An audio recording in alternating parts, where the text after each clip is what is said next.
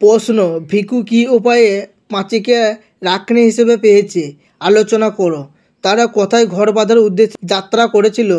উত্তর, ভিখারি জীবন গ্রহণ করার পর ভিকুর শরীর মন আগের মতো হয়ে উঠলেও নারী সঙ্গ ছিল না।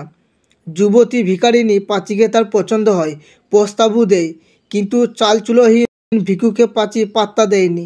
সে থাকতো বশির মিয়ার সঙ্গে। বশিরের নিজস্ব ঘর ছিল, রোজগার ভালো ছিল, সঞ্চিত টাকাও ছিল।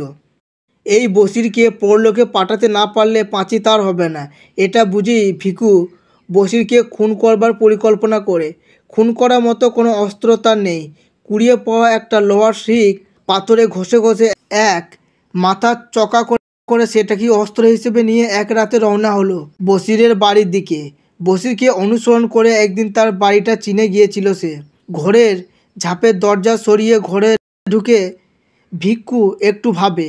অন্ধকারে হৃৎপিণ্ডের অবস্থান বুঝতে না পেরে চোখা শিকটা বশিরের বড়ম তালুতে 3 আঙ্গুল পরিমাণ ঢুকিয়ে দিল, মৃত্যু নিশ্চিত করতে, বা হাতে গলাও টিপে ধরে।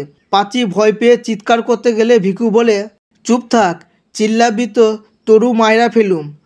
বশিরের দেহ নিস্পন্দ হয়ে গেলে ভিকু নিজের কীর্তি দেখে খুশি হয়। তারপর ধমক দিয়ে পাঁচিকে আলো জ্বালাতে বলে।